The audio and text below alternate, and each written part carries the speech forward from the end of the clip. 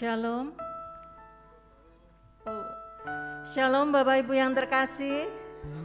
Apa kabar hari ini? Luar biasa. Coba angkat tangan kita bersama-sama. Tuhan begitu baik. Saya juga ingin menyapa jemaat kita yang ada di rumah, dimanapun Anda berada. Salam sejahtera bagi kita semua. Mari saat ini kita mau bersama-sama datang di dalam hadirat Tuhan. Kita mau menundukkan hati kita. Kita mau menundukkan diri kita saat ini. Karena Dia Bapa yang baik. Bapa yang layak menerima sembah segala pujian. Bapa yang setia buat kita sampai saat ini.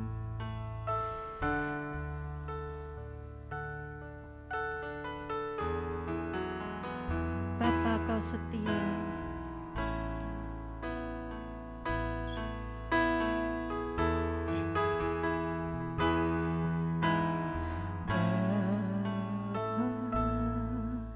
Bapa, Kau setia.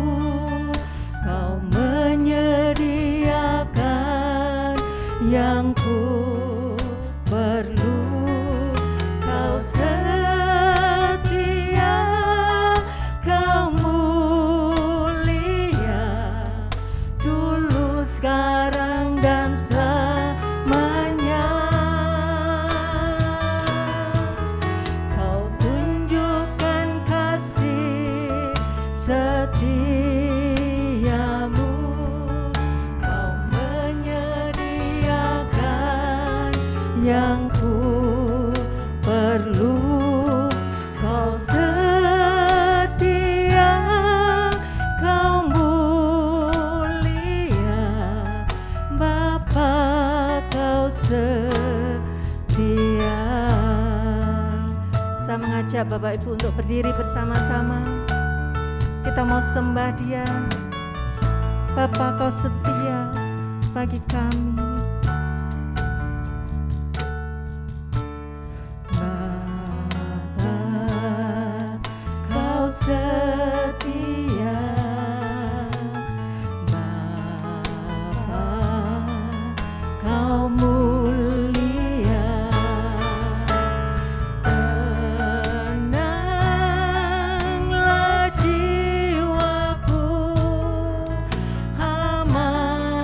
bersama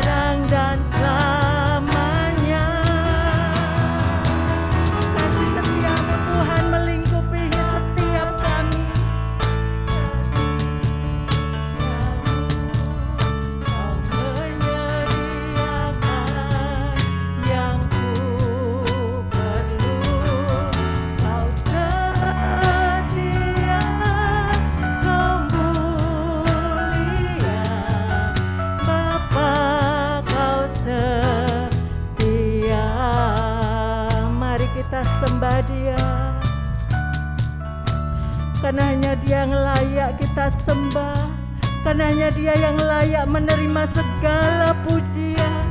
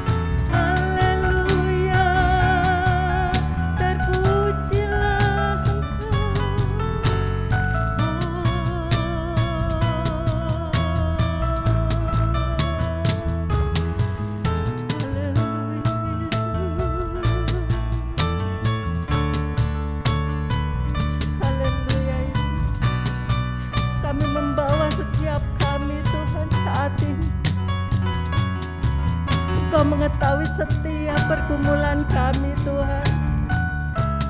Engkau mengetahui setiap permasalahan yang kami hadapi Tuhan. Tapi kami percaya Tuhan, Engkau Bapa kami yang setia. Engkau tidak pernah meninggalkan kami.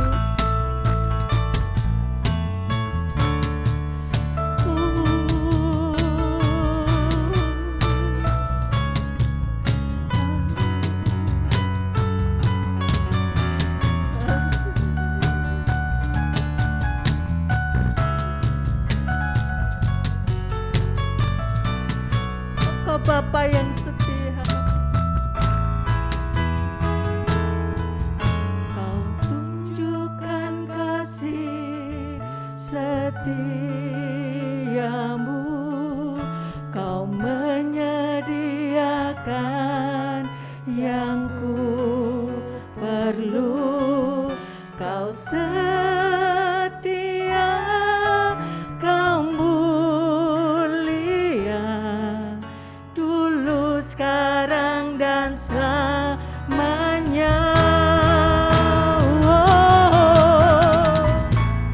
Kan kasih setiamu,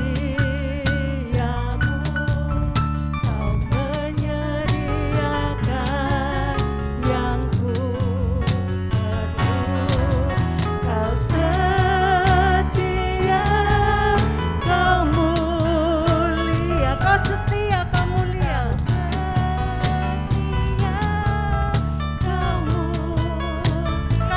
Kau setia, Kau mulia. Kau mulia, Bapa, Kau setia. Yesus,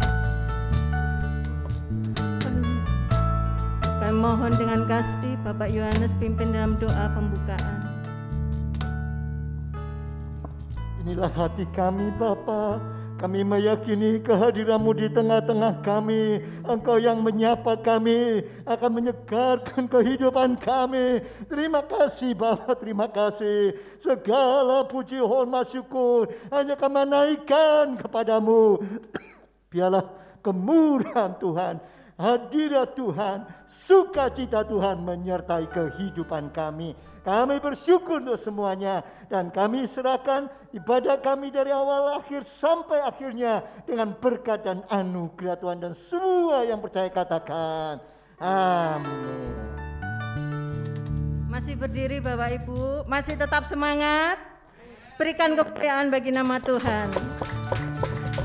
Ada satu pribadi yang tetap setia, apapun yang sedang kita hadapi, dia tidak pernah meninggalkan kita. Amin. Ada satu sobatku yang setia.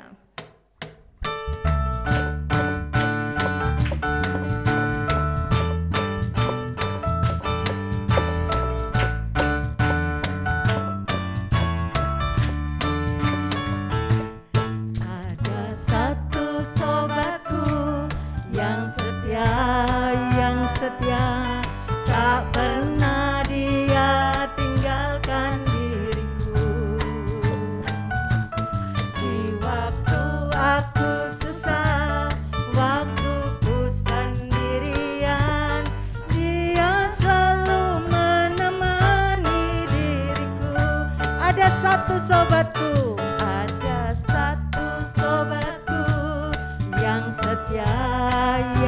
setia, tak pernah Dia tinggalkan diriku. Di waktu aku susah, waktuku sendirian, Dia selalu menemani diriku. Siapa namanya?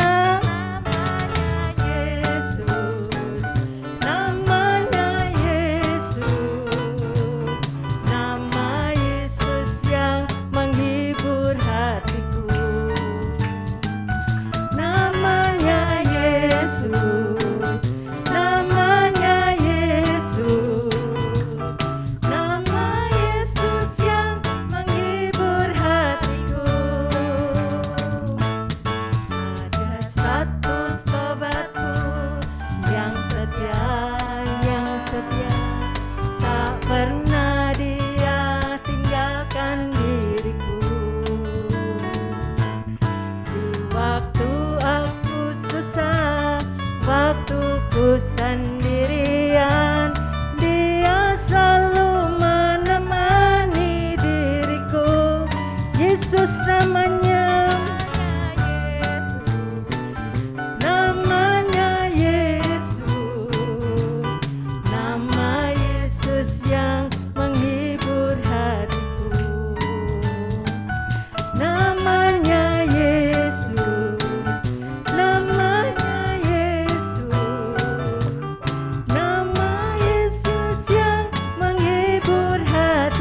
sama-sama katakan. Namanya Yesus, nama Yesus yang menghibur hatiku. Namanya Yesus, namanya Yesus, nama Yesus yang menghibur hatiku.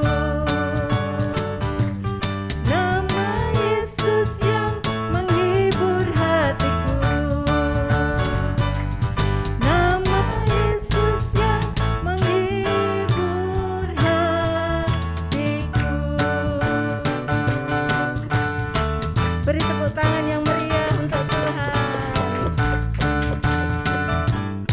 Silakan duduk Bapak Ibu.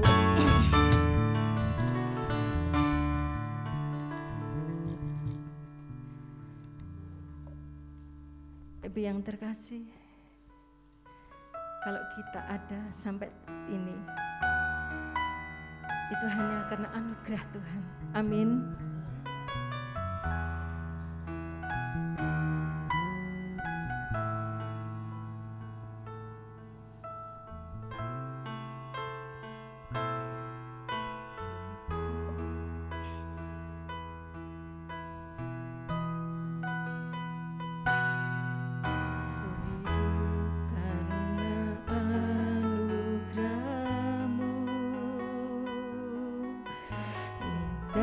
Satu pun dapat ku banggakan, semua karena cintamu. Ini hidupku, pimpin jalanku, Yesus pegang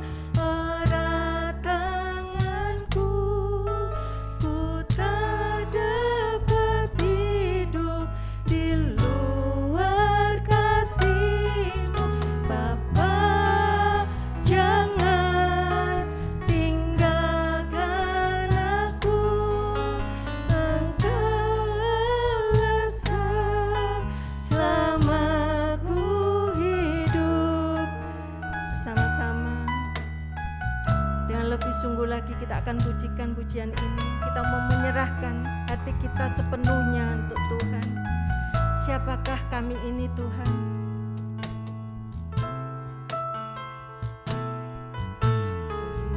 Karena anugerah-Mu tiada satu pun dapat ku banggakan, semua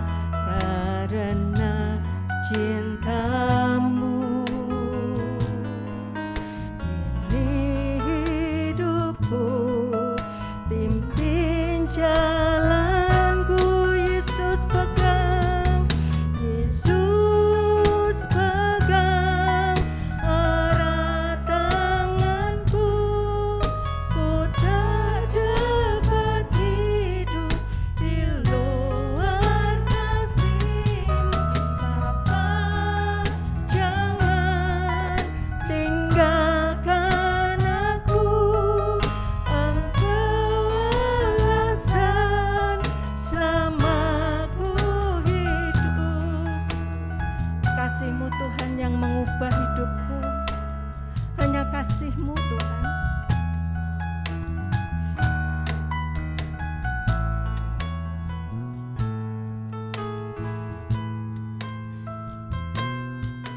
Kasih-Mu mengubah hidupku.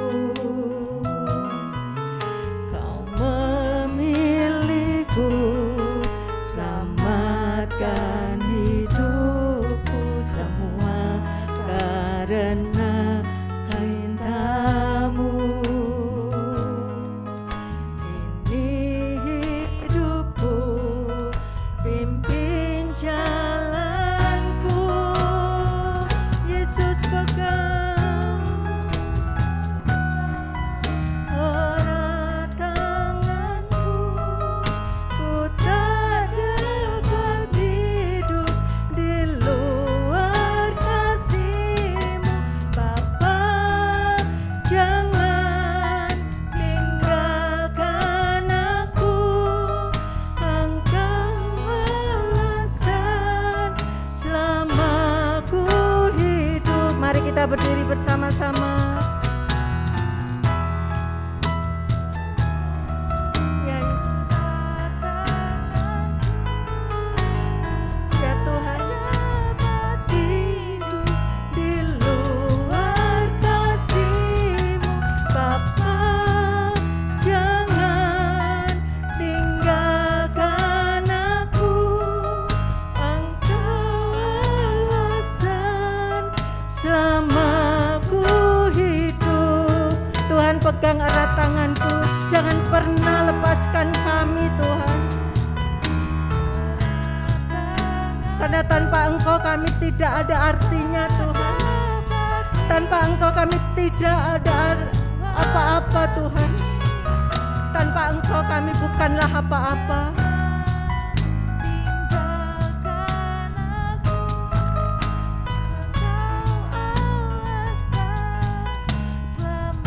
Tuhan, pegang erat hidupku Bapa.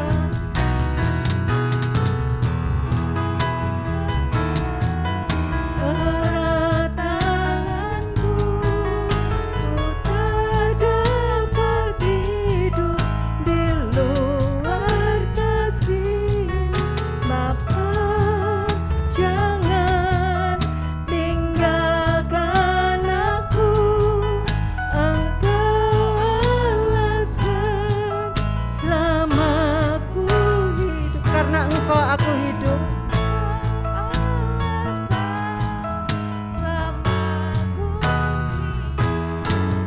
Engkau alasan selama ku hidup.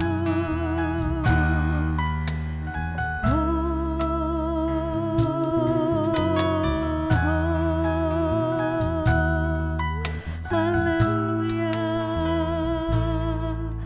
kami sembah.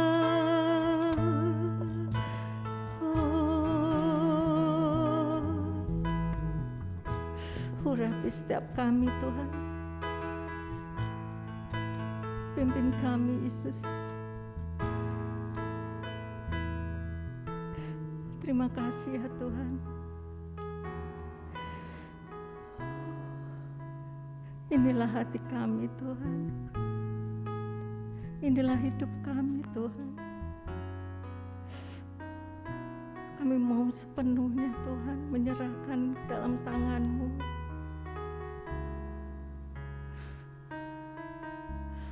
Biarlah Tuhan melalui firman yang akan kami dengar pada pagi hari ini, firman-Mu boleh memberikan kekuatan bagi kami Tuhan. Firman-Mu boleh menuntun dalam jalan hidup kami Tuhan. Karena tanpa Engkau kami bukanlah siapa-siapa Tuhan.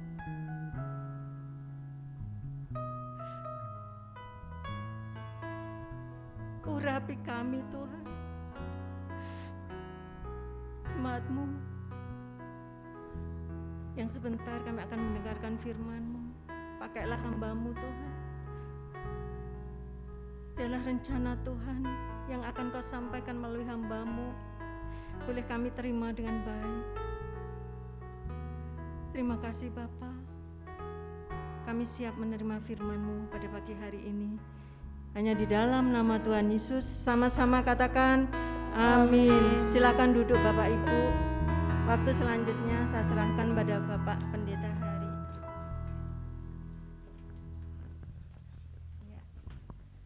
Terima kasih tim pujian penyembahan yang sudah membawa kita ke hadirat Tuhan secara luar biasa.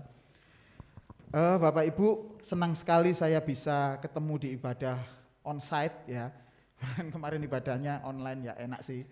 Cuman kita lebih enak ketemu sebenarnya ya. Berdoa agar suasana terus Tuhan jaga seperti ini, dan Bapak Ibu juga tetap jaga prokes ya.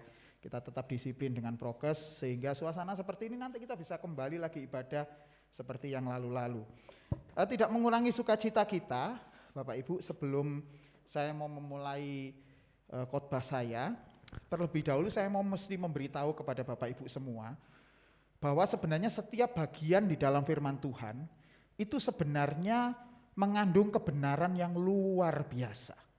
Bukan karena kita orang Kristen saja, tetapi itu menyangkut seluruh kehidupan manusia. Nah, hari ini kita akan perhatikan ya, bahwa apa yang Tuhan lakukan kepada firman-Nya itu adalah sesuatu yang berlaku secara umum.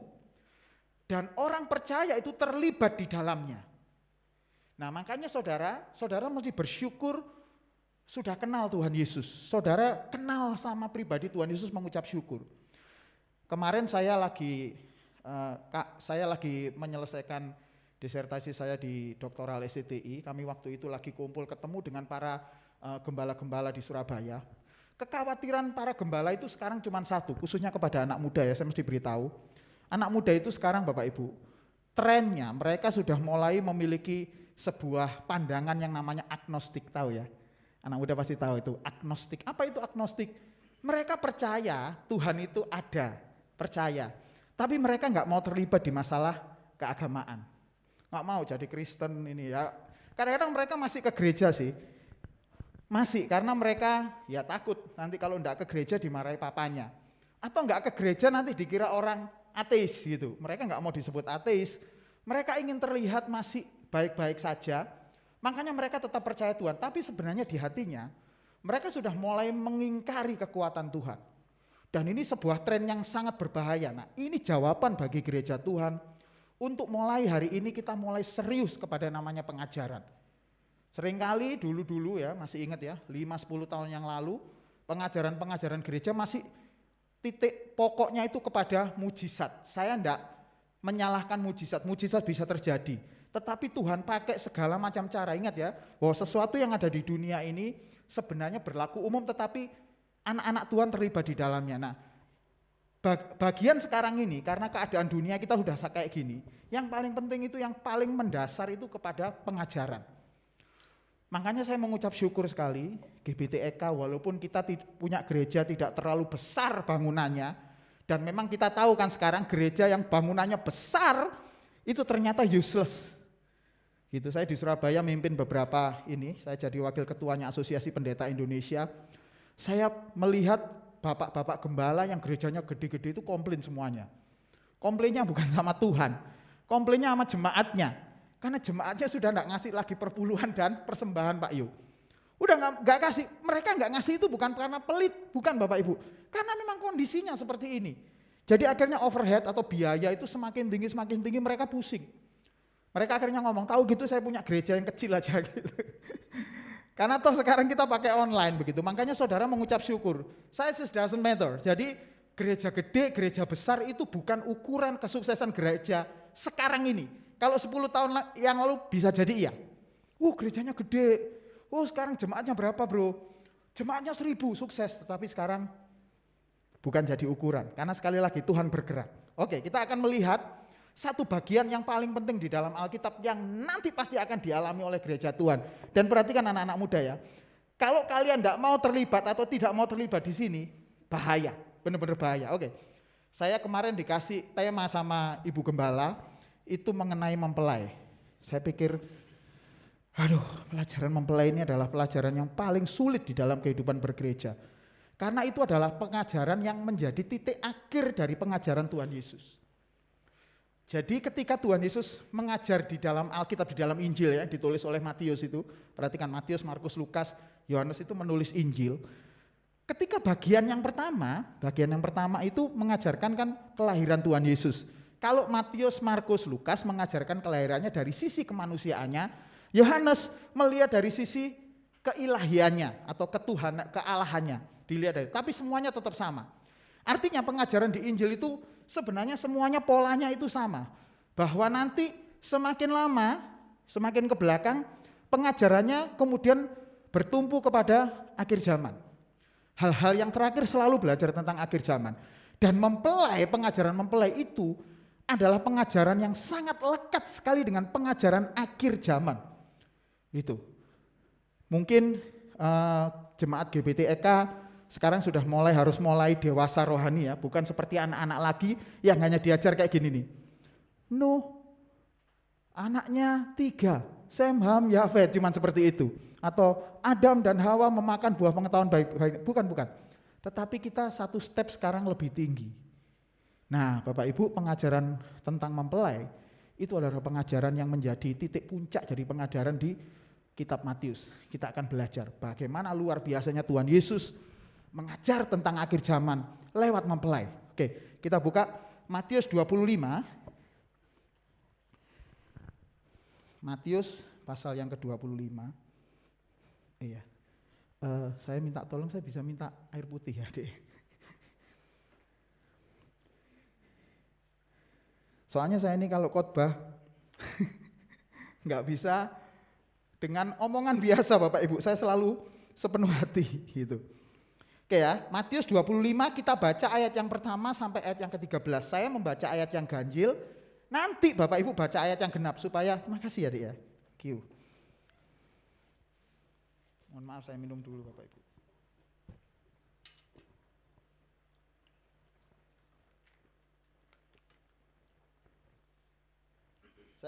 Saya akan baca ayat yang ganjil, Bapak Ibu baca ayat yang genap. Yang sudah ketemu bilang amin. Oh, sudah ketemu semua. Puji Tuhan. Matius 25 ayat yang pertama. Gadis-gadis yang bijaksana dan gadis-gadis yang bodoh. Pada waktu itu, hal kerajaan surga seumpama 10 gadis yang mengambil pelitanya dan pergi menyongsong mempelai laki-laki. 2, 3. Gadis-gadis yang bodoh itu membawa pelitanya, tetapi tidak membawa minyak. 2, 3.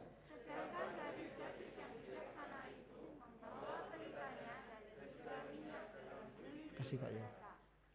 Tetapi karena mempelai itu lama tidak datang-datang juga, mengantuklah mereka semua lalu tertidur. 2, 3.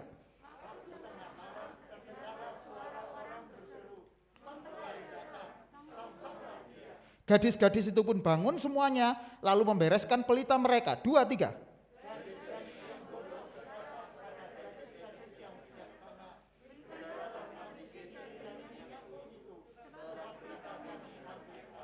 Tetapi jawab gadis-gadis yang bijaksana itu, tidak, nanti tidak cukup untuk kami dan untuk kamu. Lebih baik kamu pergi kepada penjual minyak dan beli di situ. 2, 3.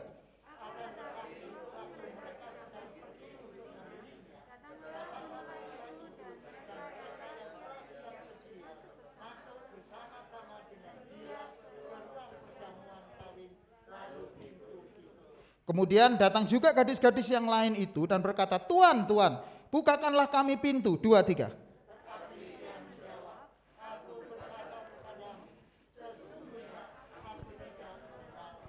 Karena itu berjaga-jagalah sebab kamu tidak tahu akan hari maupun saatnya. Bapak Ibu, sebelum saya menguraikan tentang Matius 25 yang luar biasa ini, ya ini kuncinya luar biasa nih, nanti benar-benar luar biasa. Saya akan lebih dulu menceritakan ayat sebelumnya. Mengapa? Karena kalau kita membaca sebuah ayat Alkitab, tidak bisa ayat Alkitab itu berdiri sendiri ya. Jangan membiasakan membaca Alkitab cuma diambil satu. Tapi kita baca konteksnya supaya kita tahu sebenarnya pesannya apa sih.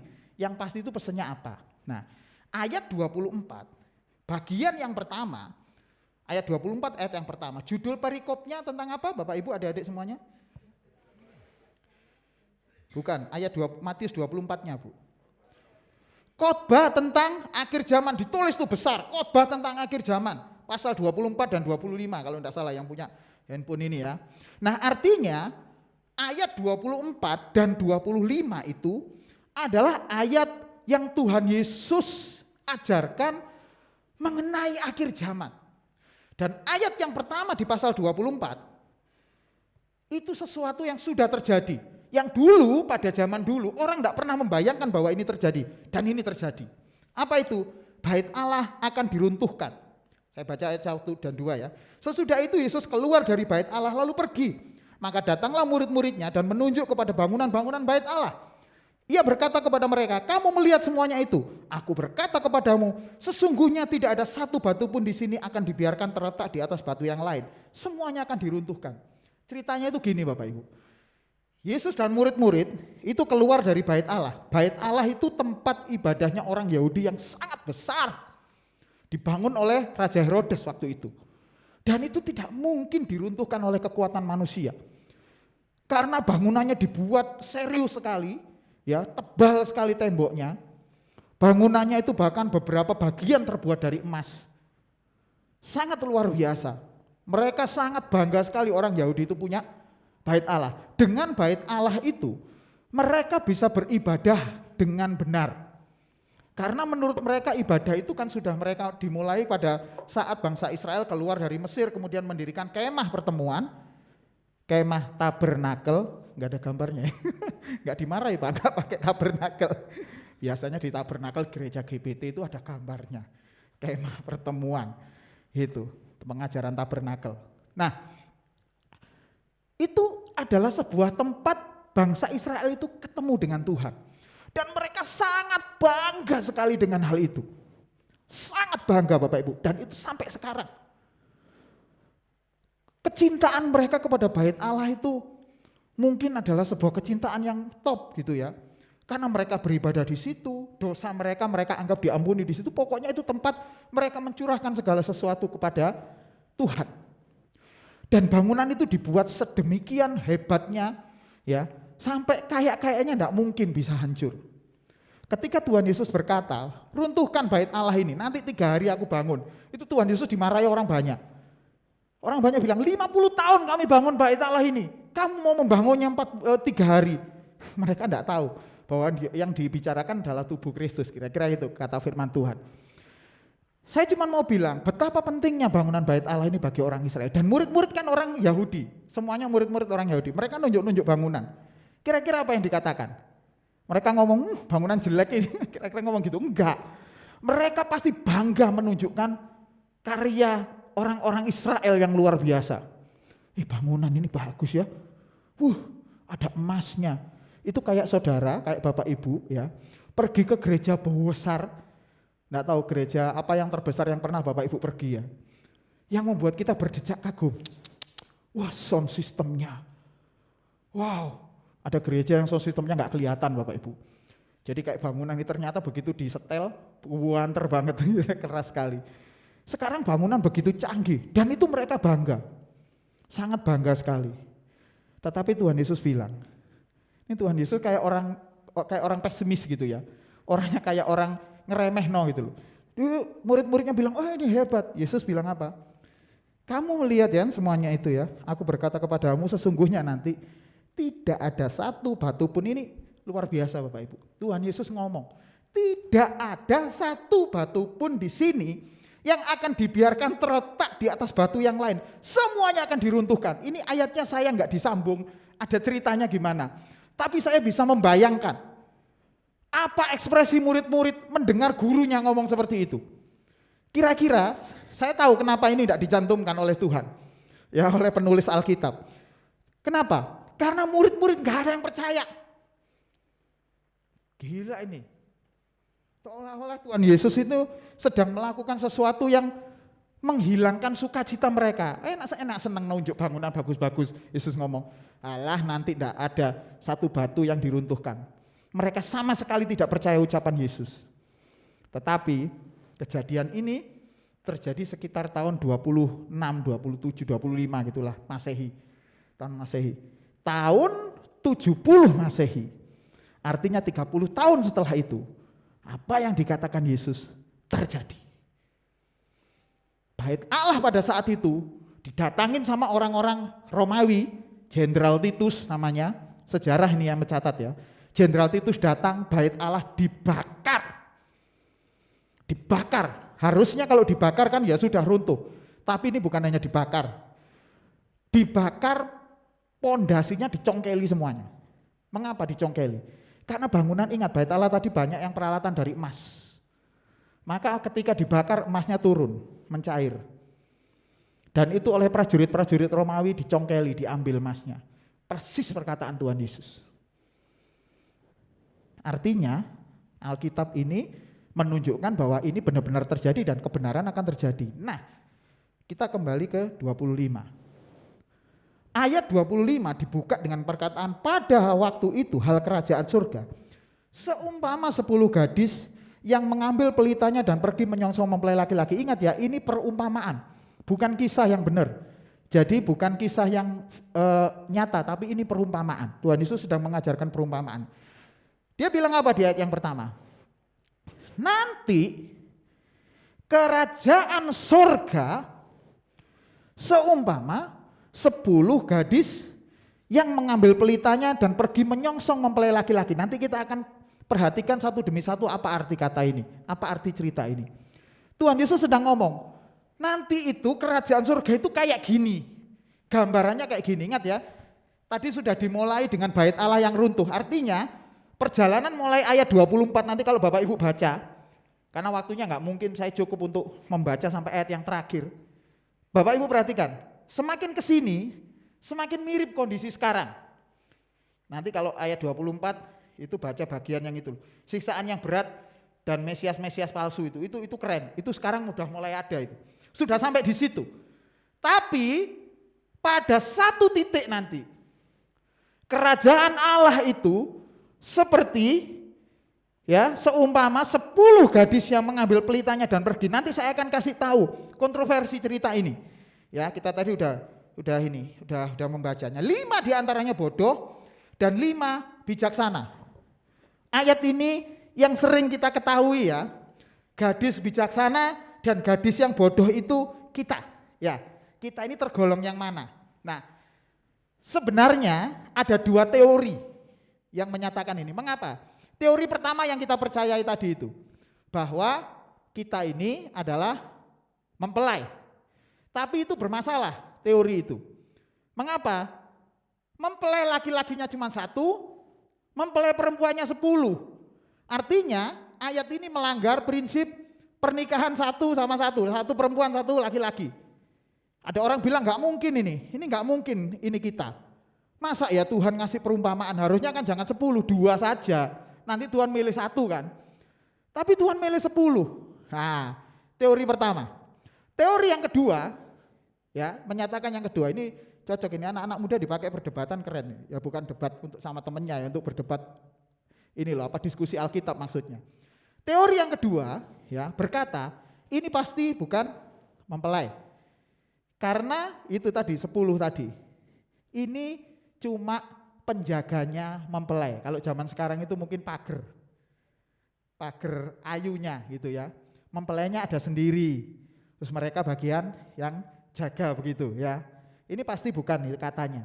Tapi sebenarnya secara teologis dua-duanya enggak bertentangan. Nanti akan saya kasih tahu apa enggak bertentangannya. Itu. Kita kembali ke teori pertama dulu yang kita maknai. Itu enggak salah Bapak Ibu punya pandangan seperti itu enggak apa-apa. Artinya kita ini mempelai. Dan ingat kata yang dipakai itu adalah gadis. Jadi belum pernah menikah. Jadi berarti ketika kita ini menganggap diri kita mempelai, ingat baik-baik. Saudara mesti jaga kekudusan hidup. Waduh angele Pak ya, nanti kita akan melihat jawabannya di Alkitab ini luar biasa. Nah, lanjut. Kita masih di teori yang pertama, artinya kita ini adalah gereja, ini adalah mempelai. Gadis-gadis yang bodoh itu membawa pelitanya, tetapi tidak membawa minyak. Apa artinya minyak?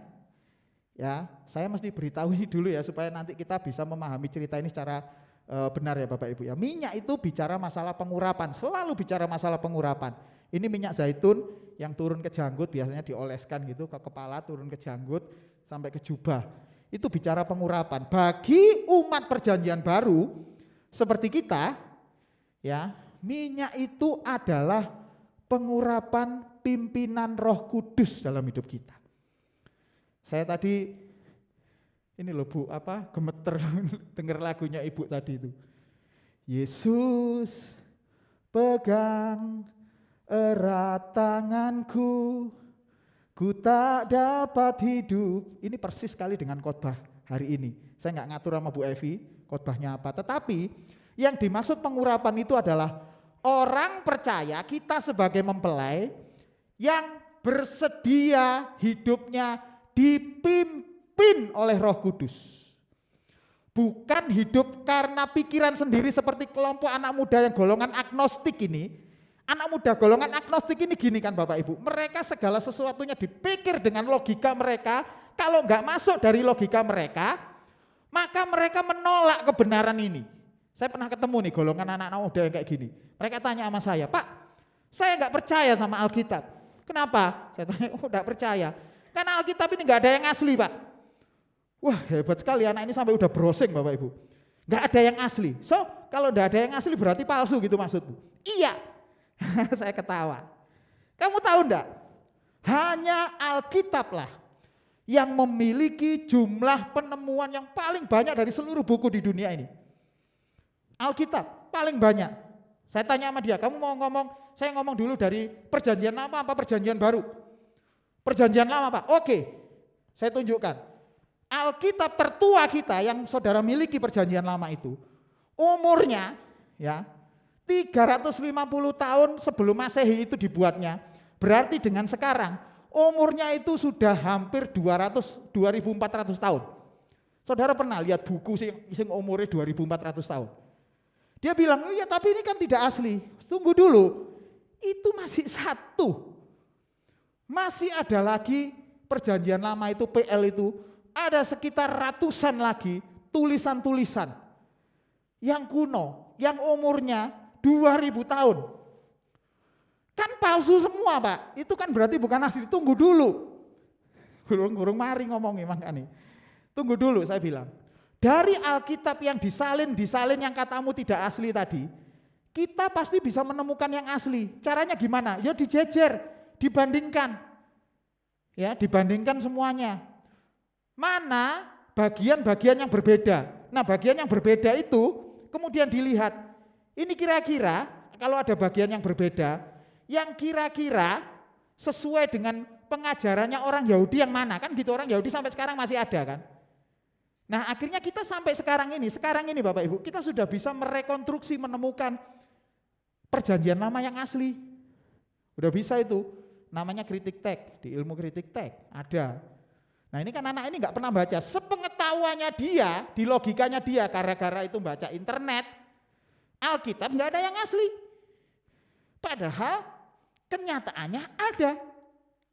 Terus dia ngomong lagi, lah kalau perjanjian baru Pak, PB lebih gila lagi.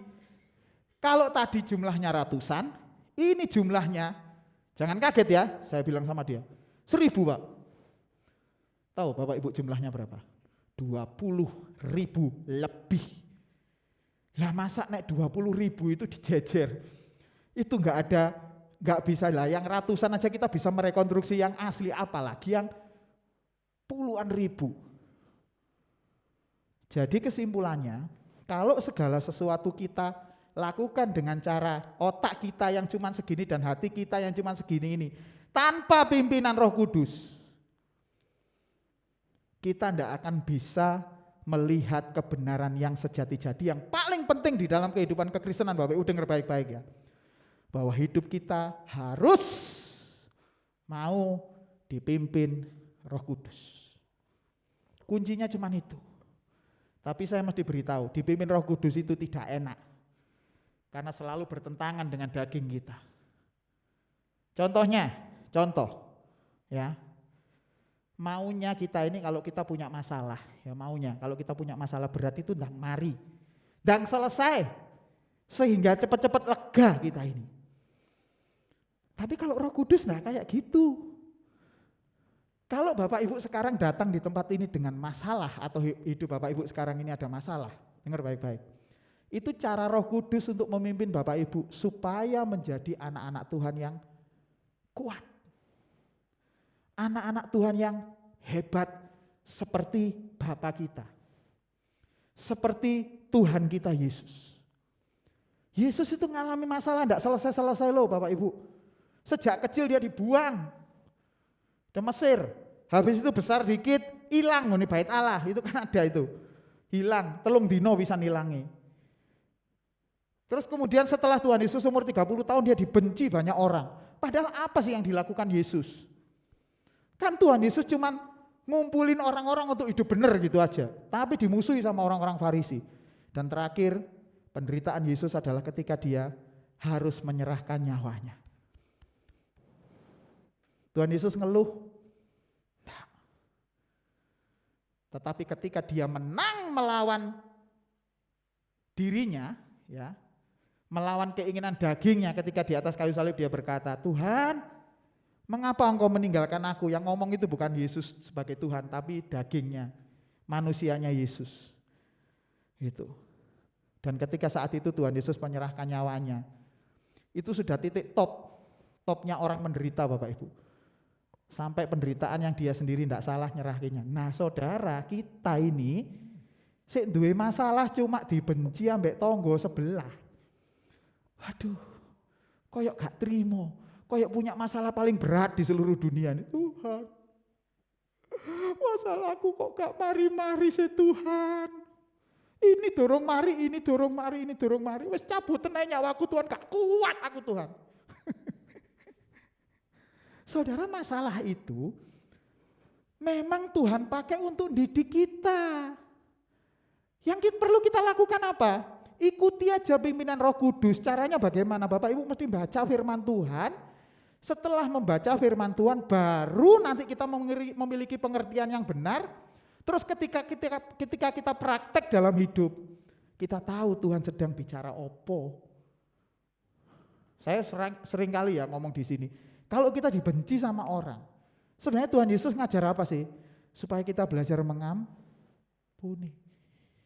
Gampang nggak mengampuni? Wangel. Itu bapak-bapak ibu yang sudah pernah ngalami masalah seperti saya. Ngampuni itu enggak gampang, makanya perlu Yesus didik berkali-kali, sampean dididik berkali-kali. Saya dulu juga gitu Bapak Ibu, sekarang saya lagi ngalami masalah berat juga, iya. Dulu saya mikir, apa ya kok masalah enggak mari-mari, termasuk saya jadi hamba Tuhan, sih tetap ada masalah. Kalau dulu masalah saya, gara-gara salah saya sendiri. Akhirnya punya masalah, tapi Tuhan didik. Sekarang masalahnya bukan karena saya yang kena. Harusnya saya ini kan ngamuk sama orang yang tadi. Aku gak mel apa-apa kok. Tapi Tuhan didik saya tahu Tuhan lagi mendidik saya. Jadi yang perlu saya lakukan sama. Mengampuni walaupun itu bukan salah saya. Tuh Bapak Ibu, cara Roh Kudus mendidik itu luar biasa. Itulah sebabnya mengapa ya perbedaan antara gadis yang bodoh dan gadis yang bijaksana. Gadis yang bodoh hanya membawa minyak di pelita dan tidak membawa buli-buli minyak cadangan. Gadis yang bijaksana dia bawa cadangan.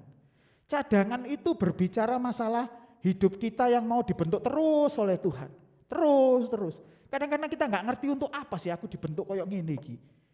Tapi itu cadangan minyak saudara. Karena itu Roh Kudus yang memimpin, asal Bapak Ibu bersedia dipimpin oleh Roh Kudus hidupnya. Maka itu jadi minyak cadangan kita. Nah sekarang gadis-gadis yang bodoh adalah orang yang tidak bersedia hidupnya dididik oleh Roh. Tapi dia juga ke gereja, iya, ya memang sih ada bagian-bagian dia juga dididik Tuhan dan dia mungkin sudah mulai berubah. Tapi ada bagian-bagian yang dia menolak. Gak iso Tuhan, bagian ini bukan urusan Tuhan. Masalah duit ini urusanku dewe loh Tuhan, ini duitku loh Tuhan. Saudara tahu enggak? Ketika saudara diberkati Tuhan, berkat yang kita miliki itu bukan milik kita Bapak Ibu. Itu nggone Tuhan. Jadi saudara harus tanya sama Tuhan, ini dipakai untuk apa? Ojo digawe tuku gelang keroncong terus. Nek budal nang gereja dianceng-ancengno. Ku mau mengikuti kehendakmu. anakmu nih cingin ini. Bukan dipakai beli jam Rolex yang regane 200 juta. Lo nggo ngarep dhewe gawe jas kayak Mas ini, tapi bukan kamu ya, Dik ya. Gawe jas titik-titik diunjukno ini. Saudara tahu maksud saya? Diunjukno. Bukan punya uang terus kemudian kita selalu belikan mobil baru, mobil ben keren. Nek budal ngene gereja parkir ngene ngarep. Mobile tahun 2000 gak dilirik sama Pak Yu. Tapi kalau mobilnya tahun 2020 atau 2019 Pak Yu paling shalom. Berharap itu, enggak ya Pak Yu ya. Ini apa joke ya. Jangan kita punya pikiran bahwa kita ingin mendapat hormat dari harta kita. Saudara mesti tanya sama Tuhan dulu. Tuhan ini digawe apa ini berkatmu ini? Berdoa sama Tuhan. Nanti Tuhan akan memberitahu Bapak Ibu bagaimana menggunakan keuangan dengan baik. Eling, konsep duwe utang lho ngene kono. Kasih dia, kasihan dia itu. Dan nunggu utang bayar, gak mau bayar-bayar. Saudara bisa berbagi. Sebenarnya bukan berbagi sih balekno sebenarnya. Itu loh. Maaf ya Bapak Ibu, saya tidak dititipi pesan sponsor dari Bu Gembala, tapi saya cuma memberitahu bahwa uang berkat yang Tuhan berikan itu saudara mesti harus pakai untuk apa itu mesti Tuhan yang jadi nomor satu yang kita tanya. Gereja perlu sesuatu, ojo menengahi.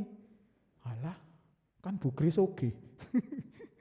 Gak usah lah. Nah, saudara mesti belajar, ini masalahnya bukan Bu Kris kaya, Pak Yo kaya, enggak, bukan. Tetapi hati kita ini loh, sikap kita terhadap apa yang kita miliki ini loh, kita lebih mencintai uang atau kita mencintai pimpinan Tuhan, kan gitu Bapak Ibu. Saudara, memberi itu tidak harus nunggu kita kaya dulu ya, enggak. Berapapun yang kita bisa miliki, kalau hati kita sudah benar-benar tahu bahwa ini juga milik Tuhan dan hidup kita milik Tuhan, saudara bisa memberi berapapun. Mau enggak memberi di gereja ini enggak apa-apa, Bapak Ibu bisa beri orang yang lain. Atau kalau Bapak Ibu punya saudara sampai gak esok sekolah, Bapak Ibu punya uang dan kita diem saja, itu berarti kita gak mau membagi berkat kita. Saudara belajar untuk tanya sama Tuhan, karena toh nanti semuanya akan kita lepas loh Bapak Ibu. Semuanya akan kita lepas, uang itu juga kita lepas. Bahkan gigi palsu yang dari emas, saudara tahu? Sekitar 20 tahun yang lalu ya Ibu Kris ya, itu orang itu senang masang gigi palsu dari emas. Kayak apa, nek guyu ben, ting, ketok masih.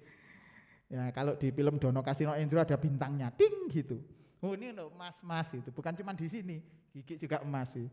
Toh nanti gigi emas pun dicopot, kalau saudara enggak nyopot gigi emas, gigi palsu, saudara waktu kita mati, dijokok sampai maling. Di Surabaya itu banyak kuburan dibolongi untuk diambil bagian-bagian tubuh yang dari emasnya itu gigi dan lain sebagainya. Jadi Bapak Ibu, yang paling penting adalah saudara mesti tahu bahwa kalau kita itu dipersiapkan oleh Tuhan lewat buli-buli minyak pimpinan Roh Kudus itu, saudara mesti bersedia. Belajar apa sih hari ini, aku belajar apa dari Tuhan? Oh, aku disuruh sabar. Nah, itu saudara mesti belajar itu. Mengapa Bapak Ibu? Karena waktunya mendesak. Saudara-saudara yang usia 50 tahun waspada ya. Kita mungkin tidak lama lagi. Yang 60 apalagi, yang 70 tambah waspada. Sing 80 ya nunggu panggilan. Tapi bukan berarti yang 40, 30 ke bawah itu juga bebas. Sekarang nggak bisa kita bilang, oh yang usianya lebih tua mati duluan, oh belum tentu. Artinya semua di antara kita, Bapak Ibu, saudara mesti harus menghitung hari-hari kita.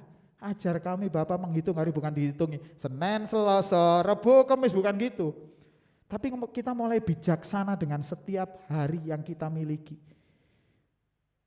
WL kita tadi bilang, Tuhan, waktu itu anugerah, benar.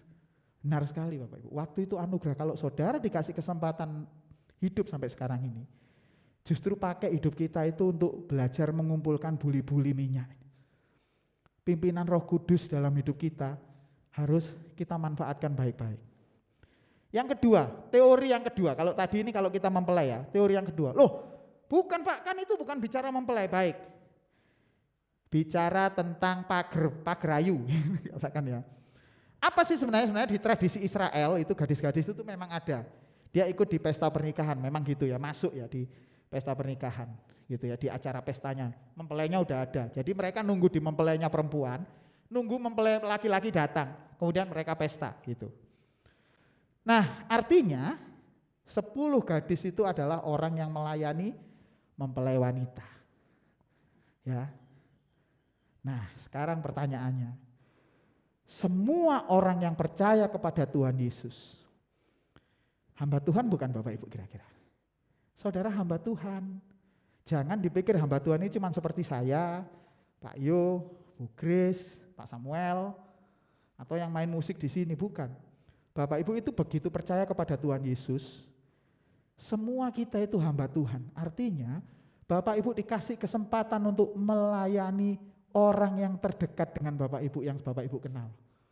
Siapa itu? Kalau Bapak Ibu jadi ibu, ya kalau Bapak Ibu ini ibu, anak, suami, saudara, itu adalah mempelai-mempelai yang saudara mesti layani. Itulah sebabnya makanya kita harus mengasihi sesama kita seperti kita mengasihi diri kita sendiri.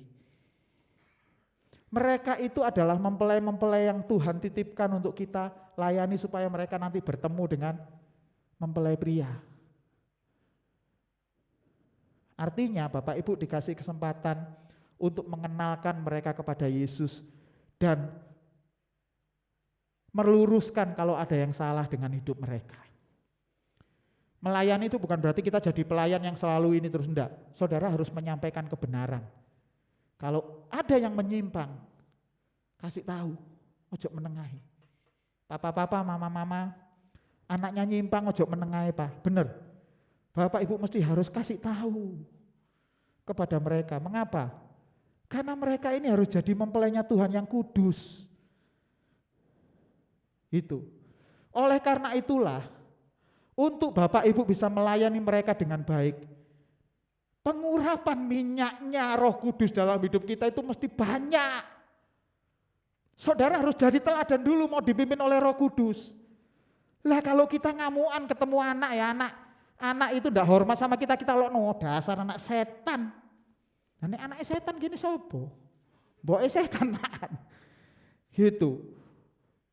Saudara mesti belajar untuk ngajari mereka supaya mereka bisa kenal Yesus yang benar itu seperti apa, ajaran yang benar itu seperti apa. Caranya bagaimana? Ya lewat hidup kita loh Bapak Ibu. Jangan terus kita pas merokok sedat-sedut gini. Aja merokok ya Le, gak oleh merokok merusak kesehatan. Tapi kita merokok gini. Gak boleh minum. Gak boleh minum yang memabukkan ya. Anggur dan lain sebagainya gak boleh. Tapi kita minum anggur kolesom cap orang tua. Kok nyebut merek saya ini ya. Kita minum tiap pagi. Lah nggak bisa jadi teladan hidup kita. Kita nggak bisa ngampuni orang tapi nyuruh anak mengampuni. Ya nggak bisa. Hidup kita dulu yang harus jadi teladan Bapak Ibu. Makanya kenapa pentingnya kita dipimpin oleh Roh itu. Gitu. Ada bagian yang penting. Jadi dua-duanya bisa ya. Kalau kita jadi mempelai, ya kitalah yang harus hidup kita dipimpin oleh Roh. Tapi kalau kita yang jadi gadis-gadis katakan itu tadi pagar bagusnya itu tadi, Bapak Ibu masih bisa, yaitu melayani orang-orang ini supaya ketemu mempelai-mempelai ini supaya ketemu dengan Tuhan Yesus mereka. Gitu. Oke. Langsung aja saya percepat. Ayat yang kelima. Ini teksnya tulisannya emang kayak gini Bapak Ibu. Tetapi karena mempelai itu lama, mempelai laki-laki maksudnya, tidak datang-datang juga, mengantuklah mereka semua. Lalu terapa Bapak Ibu? Yang tidur gadis bijaksana atau gadis bodoh? Semua gadis tidur. Alkitab mencatat itu, bukan terus yang bijaksana melek kabeh. Sing bodoh turu rek. Enggak. Ini semuanya itu tertidur. Mengapa? Karena mempelai enggak datang-datang, di Tuhan Yesus enggak datang-datang. Gitu. Akhirnya mereka semuanya tertidur. Arti kata tertidur bukan cuma ngantuk tidur tok. Ini artinya mereka teler gitu, bahasa Ibraninya itu mereka teler begitu ya. Sampai enggak sadar begitulah. Teler bukan teler mendem le. Bukan. Teler tidak sadar sampai mereka enggak tahu. Dan mereka benar-benar itu. Nah, apa artinya? Karena ini cerita perumpamaan tadi itu ya. Maka cerita perumpamaan kenyataannya adalah dalam perjalanan mereka sampai menunggu mempelai itu datang. Bisa jadi mereka tertidur. Apa itu? Kita mungkin dengan masalah-masalah dunia ini, kadang-kadang kan kita pernah satu saat satu titik kita lupa ya Bapak Ibu ya. Kita padahal udah diajari itu sama Pak Yu, mengasihi sama Bu Kris, mengasihi, mengampuni. Tapi satu titik kita pasti pernah lupa. Kita pasti pernah melupakan pengajaran itu, akhirnya nggak ngampuni sampai akhirnya menyimpan kepahitan. Pernah mungkin. Ini juga dialami bukan hanya oleh orang yang minyaknya sedikit, yang nggak bawa persediaan, bahkan yang bawa persediaan pun juga iya. Kami ini sebagai hamba Tuhan Bapak Ibu, jangan mikir bahwa kita ini sudah kayak malaikat jalannya sudah mumbul di atas awan-awan, enggak. Saya, Pak Yu, Bu Grace, Pak Samuel, dan semua hamba-hamba Tuhan di seluruh dunia ini ngalami pergumulan yang sama dengan Bapak Ibu. Ngomongnya aja kayaknya ini ideal di mimbar, tapi pergumulannya tetap sama. Kita juga dipertemukan dengan orang yang mangkelno. Gitu, apalagi kalau sama jemaat sing aneh-aneh. Saudara pernah tahu ketemu jemaat yang angel diatur? Bu Kris pasti pernah, tapi cuman sungkan mau jawab gitu. Saya pernah Bapak Ibu ketemu sama jemaat itu, jemaat di tempat kami. Waduh, angel tutur-tuturane gitu. Ya, susah dituturi. Tapi saya cuma mau beritahu bahwa kita semuanya mengalami pergumulan yang sama. Semuanya. Oleh karena itulah kita mesti belajar terus untuk kita dipimpin oleh Roh Kudus, terus dipimpin. Karena nanti yang menjadi penentunya adalah ketika waktu yang tidak kita sadari. Alkitab menulis dengan jelas ya, bahkan ini kalau Bapak Ibu, saya udah ngecek kata berjaga-jaga itu dari bahasa Yunani, saya ngecek, saya lihat ayatnya satu-satu, saya pritili gitu satu-satu, saya lihat supaya saya nggak mau salah ngajari Bapak Ibu gitu. Semuanya rata-rata yang Tuhan katakan tentang berjaga-jaga itu cuma dua hal. Yang pertama, jaga-jaga jangan sampai diri kita kena ragi orang Farisi. Jangan sampai jadi orang Kristen yang ngerti pemahaman firman tok tapi hidupnya nggak berubah gitu. Nah yang kedua, berjaga-jaga masalah waktu di mana Tuhan datang ini. Dan yang terbanyak itu waktu masalah Tuhan Yesus datang ini. Artinya kita tahu bahwa nanti Tuhan datang itu tidak ada yang menyangka bahwa Yesus itu datang. Enggak ada yang mengira. Seperti pencuri. Gak ono pencuri WA dhisik. Pak Yo, jam 4.00 saya masuk lewat atap. Gak ono pencuri gendeng itu. Artinya dalam waktu yang tidak kita sangka. Masih ingat peristiwa Nuh? Nuh itu ya ketika dia membuat bahtera, orang lihat gak ada gunanya, tapi ketika satu saat hujan turun berhari-hari dan akhirnya air bah, orang udah gak bisa menyelamatkan diri. Nah, ketika masa itu, ketika nanti Tuhan Yesus datang, nanti kuncinya di sini. Saya pertama baca ini tuh gini, ini gadis-gadis bijaksana gitu, cek jahate pelit. Gak apa-apa kayak ono titik kan, ya sakno sih, kan gitu. Katanya mengasihi lah, kayak titik, kayaknya gak masuk akal ceritanya. Tapi saya ngerti Bapak Ibu ada akhirnya. Nanti pada satu titik, ya, buli-buli di tempat kita dipimpin oleh Roh Kudus tadi, yang penuh dengan minyak itu tadi, sudah gak bisa dibagiin. Sudah gak bisa kita berikan, karena apa? Situasinya udah gak memungkinkan. Untungnya ini ada corona, saya bisa membayangkan. Di masa-masa corona ini kan, kita kan masih bisa share memberi kekuatan satu dengan yang lain. Tapi kalau saudara pernah ngalami masa seperti saya di mana kami ini, papa mertua saya meninggal Bapak Ibu. 2 bulan yang lalu Pak, gara-gara corona juga. Ayo. Kami waktu itu sedang sibuk ngerawat gitu ya. Ada orang menguatkan ini boro-boro baca, paling kita buka ini, kemudian kita tutup lagi. Gak bisa, udah kondisi seperti itu, udah mau diomongin apa juga. Kenyataannya papa saya meninggal. Artinya gini Bapak Ibu, akan ada satu saat di mana nanti kita sudah tidak mungkin lagi bisa belajar dipimpin oleh Roh Kudus. Dan nanti yang membuktikan adalah minyak persediaannya Bapak Ibu itu loh, yang bisa menolong. Mengapa? Karena minyak persediaan itu tempat kita dipimpin tadi itu adalah cara Tuhan untuk membiasakan kita. Saudara diajar mengampuni oleh Tuhan itu bukan sekali, dua kali, berkali-kali. Sampai kita sudah menjadi orang yang langsung refleks, begitu ada orang nyakiti hati kita udah ngampuni. Itu bisa enggak? Itu diteorikan. Pak Yu ngajar, pokoknya ya ada orang marah ampuni.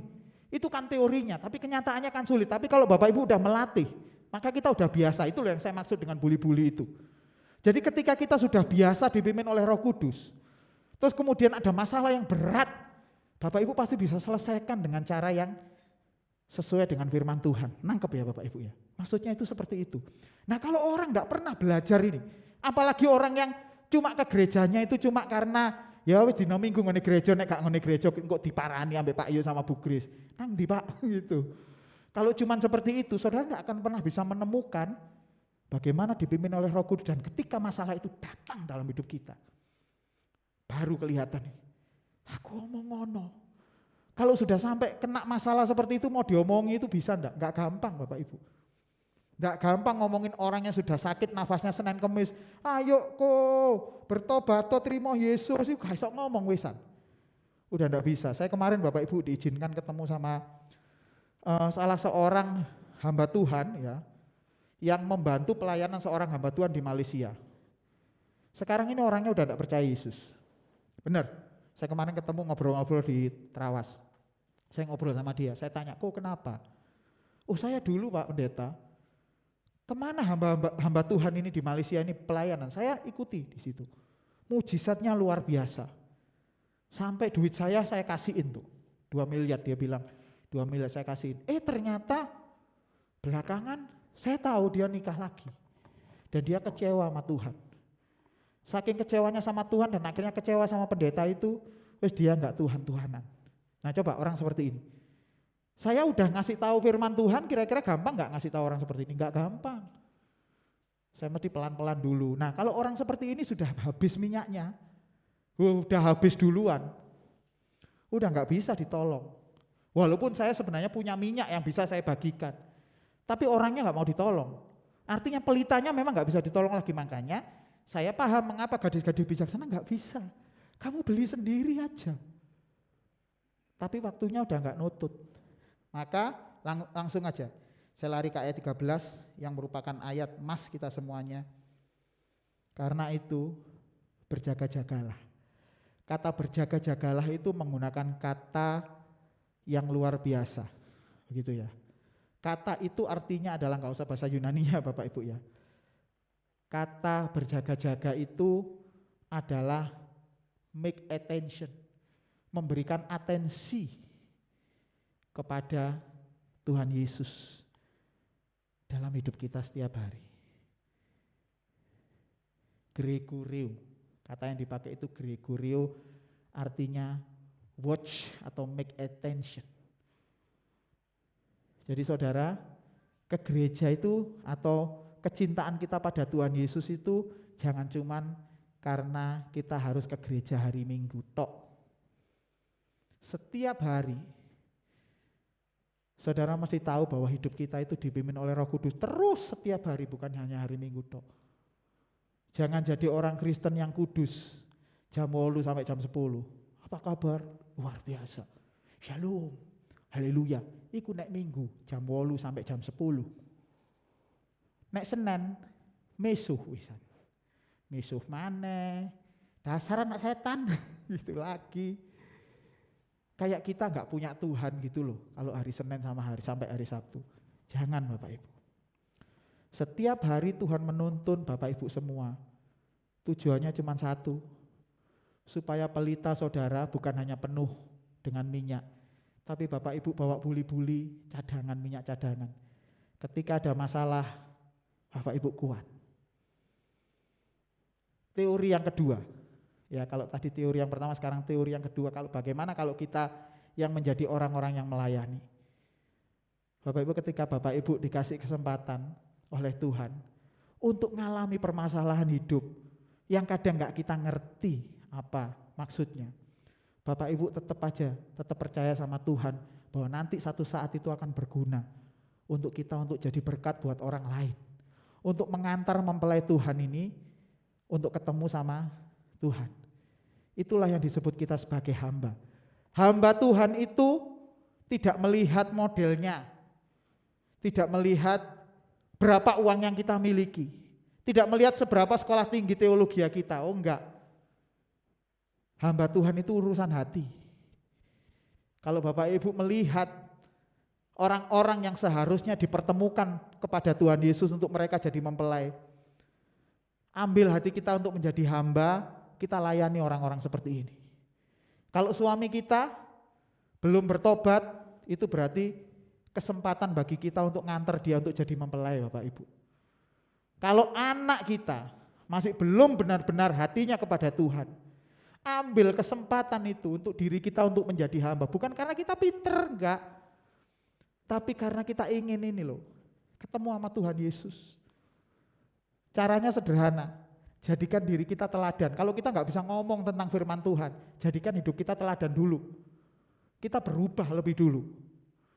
Mereka pasti akan berubah karena lihat hidup kita. Saya minta tolong pemain keyboard.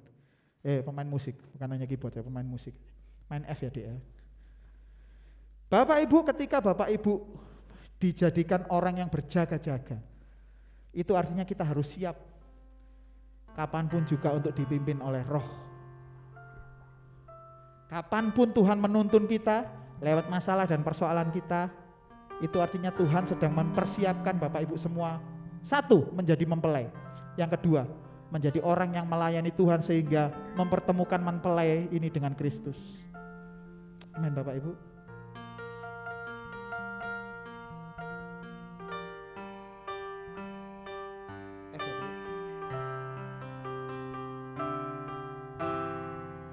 Tak membawa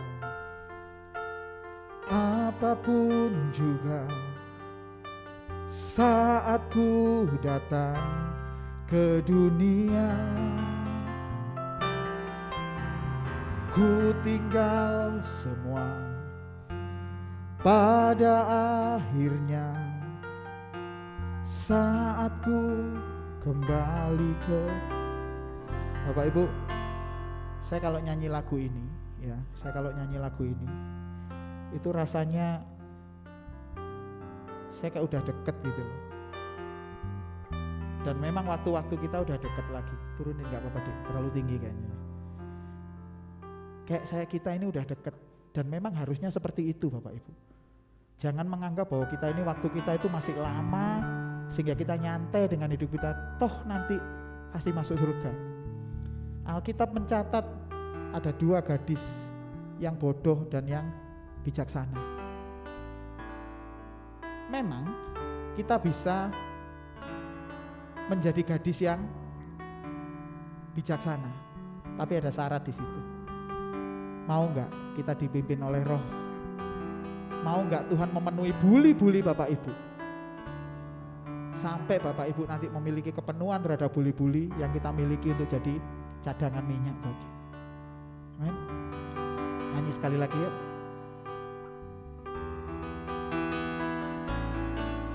Dari hati ya sekarang nyanyi. Ku tak membawa apapun juga saat ku datang. Yes. Ku tinggal semua pada akhirnya saat ku kembali ke surga. Inilah yang ku punya, inilah yang ku punya, hati sebagai hamba, hamba yang mau taat dan setia padamu Bapa. Kemanapun ku bawa, hati yang menyembah dalam roh dan kebenaran. Bapak Ibu, mari saya undang bangkit berdiri, yuk kita lebih luar biasa nyanyi pada Tuhan. Ku tak membawa apapun juga.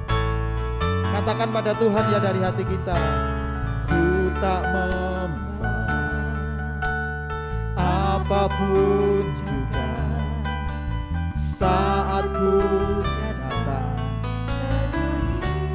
Apa yang kita miliki nanti akan kita tinggal. Yang ada hanya hidup kita kepada Tuhan. Saat ku kembali, angkat wajah kita kepada Tuhan. Katakan, inilah yang ku punya, yang ku punya, hati sebagai hamba yang mau taat dan setia padamu Bapa. Kemanapun ku bawa, hati yang menyembah dalam roh. Dan sekali lagi, angkat wajah kita ke arah Tuhan. Katakan, inilah yang ku punya.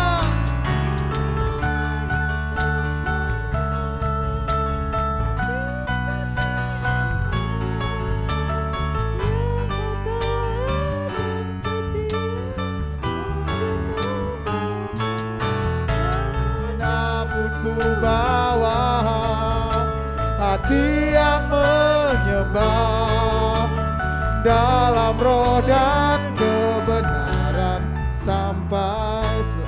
Bapak Ibu, dari tempat ini saya mau berdoa buat Bapak Ibu yang pagi ini mau ngambil komitmen di hadapan Tuhan. Tuhan, aku mau berjaga-jaga dengan hidupku. Aku mau Tuhan didik. Aku mau dituntun oleh Roh Kudus sampai penuh buli-buliku. Kalau ada yang mau bilang seperti itu kepada Tuhan, saya mau berdoa dari tempat ini. Bapak Ibu bisa taruh tangannya di dada, gak usah maju ke depan. Cukup dari tempat Bapak Ibu saja, saya mau berdoa dari tempat ini. Ada? Puji Tuhan. Ada yang lain? Ya, taruh tangan di dada, Bu.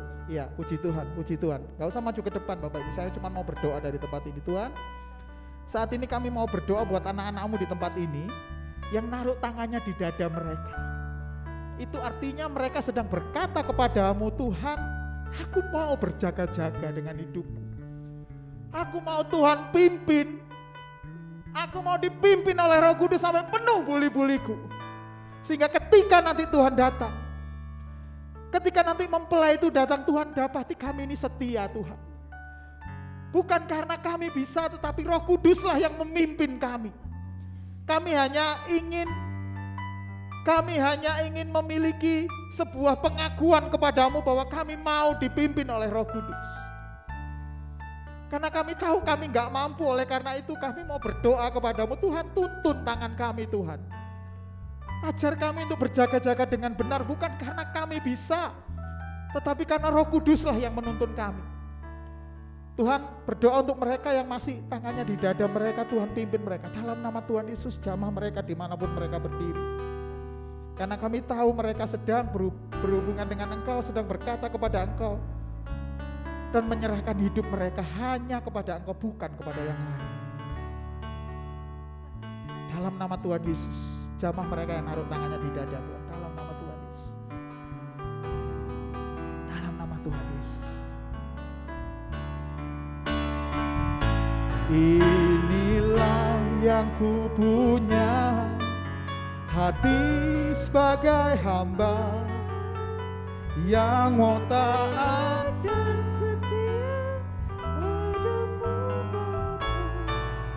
Manapun ku bawa, hati yang menyembah. Gak usah dihapus Bu air matanya, gak apa-apa, indah buat Tuhan ya.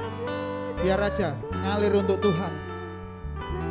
Sekali lagi ya Bapak Ibu, kita nyanyi kepada Tuhan, katakan, inilah, pandang Tuhan yuk, pandang Tuhan. Jangan pandang hidup kita, tapi pandang Tuhan yang akan menolong kita.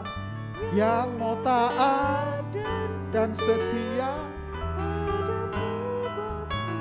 Ya. Ya, gak apa-apa, jamahan Tuhan terus terjadi. Jangan ditahan, jangan ditahan. Jangan ditahan, terus. Sampai, sekali lagi yuk, katakan. Inilah yang ku punya. Yang cuman bisa teriak sama Tuhan. Gak apa-apa, lakukan buat Tuhan, bukan buat saya. Kemanapun ku bawa, hati yang menyembah. Hari ini jamahan Tuhan luar biasa Bapak Ibu. Terus saja enggak apa-apa. Roh Kudus bekerja dengan kuat dalam diri kita. Inilah yang kupunya. Inilah yang kupunya. Sambil bersyukur ya Bapak Ibu. Sambil bersyukur. Karena Tuhan pasti memperbaiki hidup kita. Yuk sambil bersyukur. Dia padamu Bapa, kemanapun ku bawa, hati yang menyembah dalam roh dan sekali lagi ya, angkat wajah sambil bersyukur kepada Tuhan. Boleh senyum pada Tuhan, katakan inilah yes, punya hati sebagai hamba yang mau taat dan setia padamu Bapa, kemanapun ku bawa, hati yang menyembah dalam roh dan kebenaran sampai selamanya. Dalam roh dan kebenaran, dalam roh dan kebenaran sampai. Sekali lagi yuk Bapak Ibu dengan iman katakan, dalam roh dan kebenaran sampai selamanya. Bolehkah beri kemuliaan buat Tuhan yang terbaik, buat Tuhan Allah kita, amin. Tuhan, hari ini kami diberkati luar biasa Tuhan, karena kami tahu Tuhan Engkau mengasihi kami. Dan Tuhan ingin kami mulai mempersiapkan hidup kami sejak sekarang ini sampai nanti Tuhan Yesus datang yang kedua kali. Amin. Tuhan mari semakin perbarui hidup kami, supaya hidup kami semakin hari semakin serupa dengan Tuhan Yesus Kristus, di mana Tuhan Yesus tinggal di dalam hidup kami dan kami tinggal di dalam-Mu Tuhan. Hamba-Mu selesai berbicara, tetapi Roh Kudus mari terus berbicara di dalam hidup kami, sehingga kami diperlengkapi secara luar biasa oleh pimpinan Roh Kudus dalam hidup kami. Dalam nama Tuhan Yesus Kristus kami sudah berdoa dan mengucap syukur. Yang percaya Tuhan katakan amin. Amin. Silakan duduk Bapak Ibu. Waktu dan tempat saya kembalikan lagi kepada Bu Evi. Silakan Bu Evi.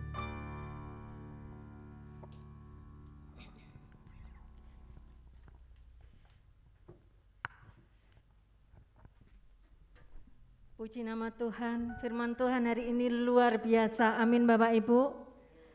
Biarlah kita mau belajar menjadi gadis yang bijaksana. Saat ini kita mau mempersembahkan ucapan syukur kita kepada Tuhan.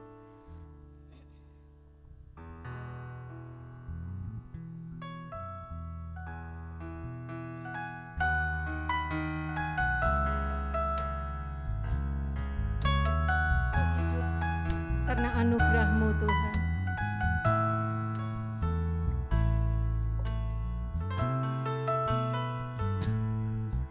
Ku hidup karena anugerah-Mu. Tiada satu pun dapat ku banggakan semua karena cinta-Mu.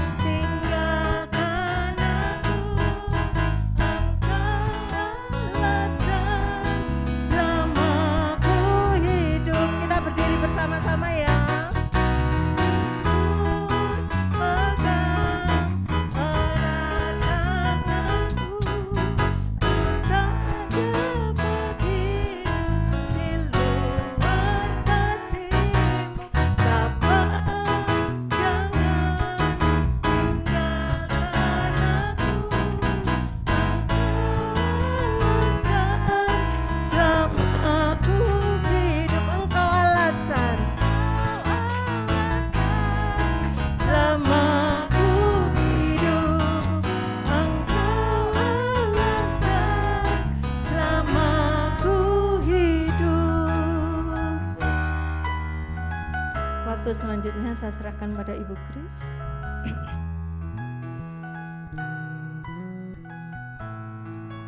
Sungguh benar Tuhan, Engkaulah satu-satunya alasan mengapa kami ada sampai hari ini. Engkau memberikan kami kehidupan, dan kehidupan ini sangat berharga, karena kehidupan ini adalah kesempatan di mana kami boleh melayani Tuhan. Kami boleh berjaga-jaga Tuhan untuk menyambut Engkau sebagai mempelai Kristus, mempelai laki-laki.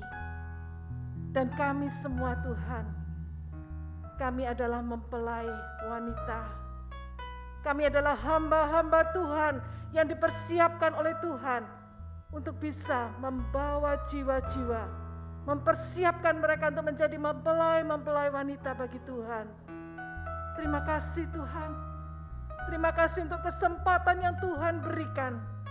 Biarlah mulai hari ini Tuhan, kami berjanji di hadapan Tuhan, kami tidak akan menyia-nyiakan waktu kami lagi.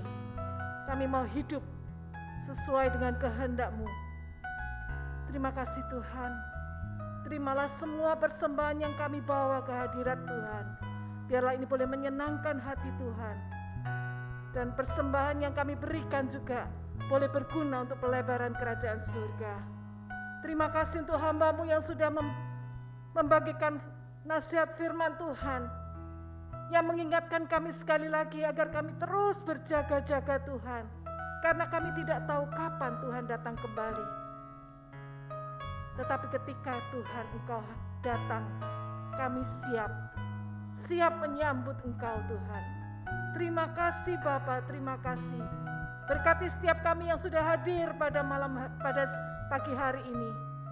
Kiranya Tuhan juga akan memberkati setiap anak-anak Tuhan yang sudah menyiapkan hatinya untuk bersekutu dengan Tuhan melalui ibadah baik onsite maupun online.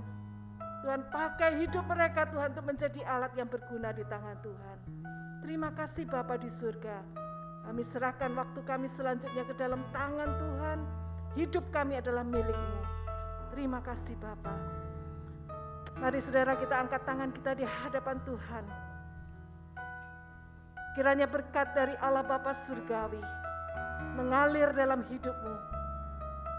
Kasih karunia dari Tuhan kita Yesus Kristus menaungi engkau, dan persekutuan dengan Roh Kudus akan membawa engkau lebih tinggi lagi, mempersiapkan engkau untuk menjadi mempelai Kristus.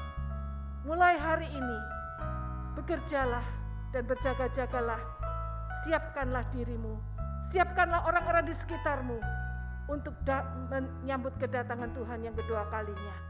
Terima kasih Bapa. Di dalam nama Tuhan Yesus Kristus, kami sudah berdoa dan mengucap syukur. Immanuel, Immanuel, Allah beserta. Immanuel, Immanuel, yang besertaku, Tuhan Allah yang hidup. Immanuel, Immanuel, yang besertaku, Tuhan Allah yang hidup. Yang besertaku, Tuhan Allah yang hidup. Yang besertaku, Tuhan Allah yang hidup. Silakan sudah bersaat teduh sejenak, mengucap syukur pada Tuhan untuk berkat-berkat-Nya.